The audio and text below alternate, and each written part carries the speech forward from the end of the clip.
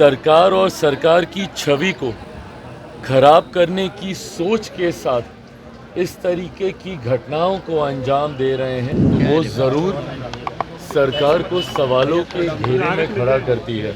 लिखित तौर पर भी, क्योंकि हाल फिलहाल के दिनों में जिस तरीके से टारगेट किलिंग भी बढ़ी है और मैं मानता हूं कि कहीं ना कहीं इसके पीछे राजनीतिक दृष्टि भी है।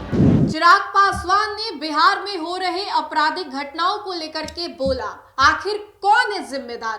क्यों बार बार ऐसे वारदातों को अंजाम दिया जा रहा है? क्या वाकई जो अपराधी बिहार में हैं वो बेखौफ हो गए हैं? नमस्कार, आप देख रहे हैं देशवा न्यूज, आपके साथ मैं हूं राजनंदिनी। बिहार में जिस तरीके से बीते कुछ दिनों से अगर देखें तो लगातार बैक टू बैक आपराधिक घटनाएं हो रही है। पहले एएसआई की हत्या, फिर वर्दी वाले पर हमला, और आज की अगर ताजा तस्वीर अगर हम आपको बताएं तो बीते दिन शनिवार को एक महिला संचालिका, अस्पताल का नाम है एशिया हॉस्पिटल, उनकी संचालिका जो होती है उनको गोली मार दिया जाता है। गोली मारकर उन्हीं के कैबिन में घुसकर उनको गोली मारा जाता है, वो भी 1 2 3 नहीं 7 गोलियां उनको मारी जाती है। और उसके बाद हॉस्पिटल में तो हड़कंप का माहौल बना ही हुआ है। लेकिन बिहार में ये क्या हो रहा है? चिराग पासवान ने साफ साफ शब्दों में कह दिया है कि कौन है जिम्मेदार, क्यों बार बार ऐसी घटनाएं बिहार में ही हो रही है? क्या किसी का इसके पीछे मास्टर प्लान है? चुनावी साल में क्या मुख्यमंत्री नीतीश कुमार की छवि को धूमिल करने की कोशिश की जा रही है? सभी को लेकर के चिराग पासवान ने बोला है, सुनिए क्या कह रहे हैं चिराग पासवान। देखिए, ये चिंता की बात है और अगर एक भी ऐसी घटना घटती है तो वो ज़रूर सरकार को सवालों के घेरे में खड़ा करती है।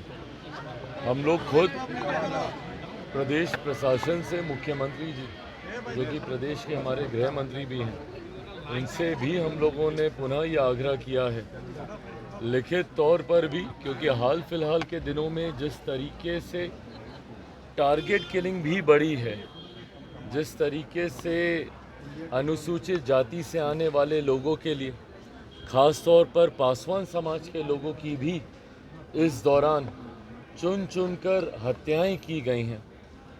उसके अलावा भी शहरी इलाकों में भी जिस तरीके से घटनाएं यहाँ पर एकदम से बढ़ी हैं, ये यकीनन सरकार के लिए चिंता का विषय है।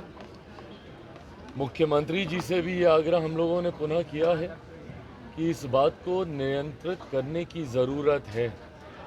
कौन ऐसे असामाजिक तत्व हैं जो कि चुनावी वर्ष, और मैं मानता हूं कि कहीं ना कहीं इसके पीछे राजनीतिक दृष्टि भी है, ऐसे असामाजिक तत्व जो कि चुनावी वर्ष होने की वजह से सरकार और सरकार की छवि को खराब करने की सोच के साथ इस तरीके की घटनाओं को अंजाम दे रहे हैं, उन लोगों को चिन्हित कर कड़ी से कड़ी सज़ा दी जाए।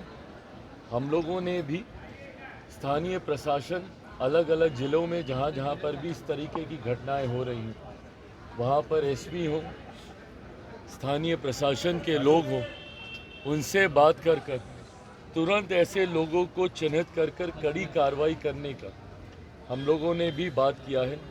उम्मीद करते हैं मुख्यमंत्री भी इस बात को लेकर गंभीर हैं, चिंतित हैं, जिस तरीके से ये घटनाएं बढ़ी हैं। उम्मीद हम लोग ज़रूर करते हैं कि भविष्य में कम से कम ये घटनाएं नियंत्रित होंगी। तो आपने सुना, खबर में इतना ही, हम दोबारा जुड़ेंगे। धन्यवाद।